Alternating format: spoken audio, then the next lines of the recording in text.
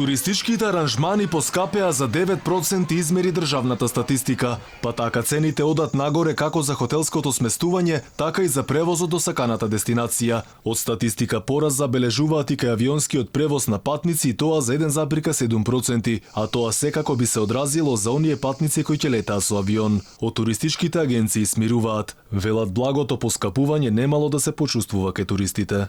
Очекуван пораст на цените и економски очекувана стапка на инфлација на годишно ниво секако дека имате, меѓутоа не можам да кажем како заклучок дека годинава имаме поскапи цени за нашите пакет аранжмани или хотелски сместувања во споредба со минатите години. Зошто? Затоа што за планираниот буџет, дали ќе патува еден патник, пар или семејство, за тој фонд на средства и годинава може да се најде истиот квалитет и истата категорија на хотел како и минатата година. Дел од туристичките работници вела дека годинава најбарани се чартер летовите за Турција и Египет, но секако и Грција поради близината останува во игра. Цените велат зависат од многу фактори. Например, велат имало и граѓани кои сакаат да летуваат и на Малдиви и ова уживање за 7 ноќевање по лице чини од 900 евра па нагоре. Во пик на сезоната имате фантастични хотели на Грција на плажа кои што не чинат повеќе од 700 евра за 4-члено семејство во полупансионска услуга за 7 ноќевања.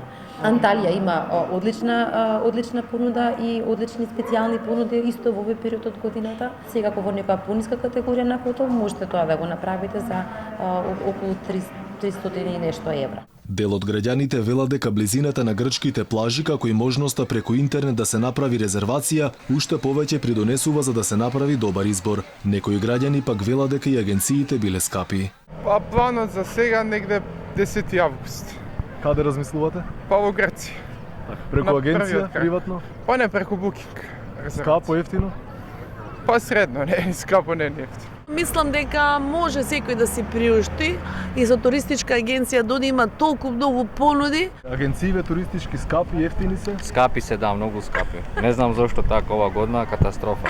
Секој не може да си дозволи кога ќе слушам Дубај, Малдиви, не знам тие острови. Инаку со развојот на технологијата и интернетот значително се менуваат и навиките на граѓаните сами да си резервираат апартмани. Тоа најчесто го прават преку Booking, Airbnb, но и преку сопствена режија. Инаку годинава интересно е тоа што има тренд на зголемување на побарувачката на закуп на апартмани во Грција и тоа за цела сезона. Тоа според туристичките работници е логично и тоа пред се заради сплатливоста на таквата сделка.